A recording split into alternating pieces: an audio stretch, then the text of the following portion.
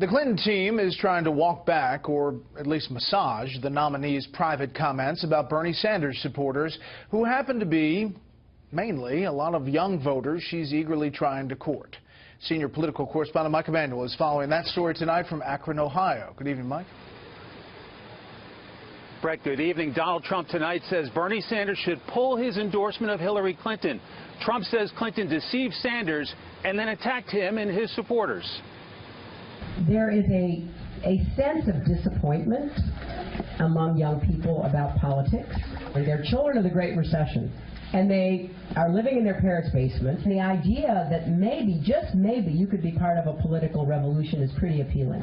Today, Clinton's campaign manager was asked to explain the hacked audio from Clinton's conversation with donors back in February. She was talking about young people that she'd met who were frustrated that they graduated from college and went into an economy where they couldn't find the job they wanted. Her current opponent, Donald Trump, pounced, tweeting, "Crooked H is nasty to Sanders supporters behind closed doors.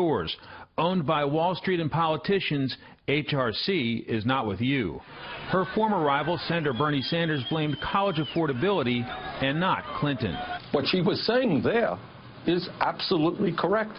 And that is, you got millions of young people, many of whom took out loans in order to go to college, hoping to go out and get decent paying good jobs. And you know what? They're unable to do that. But when confronted by many of his supporters holding back from embracing Clinton, Sanders did not push. We live in a tough world. This country faces enormous crises, as we do as a planet. And I would like people simply, I'm not going to tell people how to vote. In addition to trying to win over Sanders supporters and millennials, Clinton is also trying to firm up backing in the African-American community. Clinton visited a predominantly African-American church in Charlotte. We do know this family and this community is in pain.